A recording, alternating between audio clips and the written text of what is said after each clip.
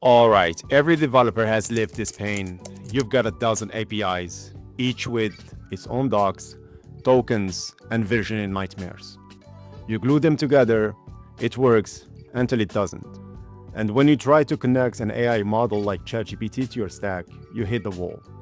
Different auth, different context, different everything. AI can generate text, but it still can't speak your system language. That is the bottleneck that kept AI stuck on the sideline until now. OpenAI just introduced something quietly revolutionary, the Model Context Protocol, or MCP. It's not another model, it's a standard, the missing bridge between AI and software world.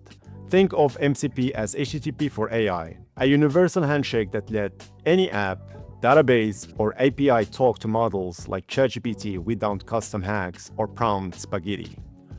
When an app supports MCP, ChatGPT instantly understands how to call it, pull data, or trigger action securely and predictably.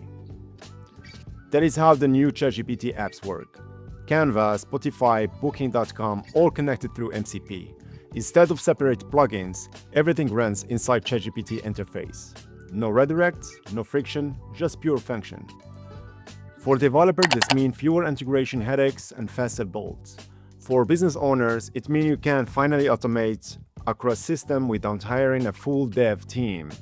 One assistant that can check analytics, design assets, book meetings, and send report in the same chat.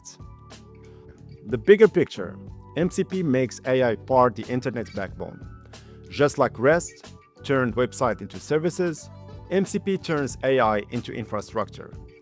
Soon, when you connect your CRM or warehouse or design tool, you won't say we integrated ChatGPT. You will say our system speak MCP.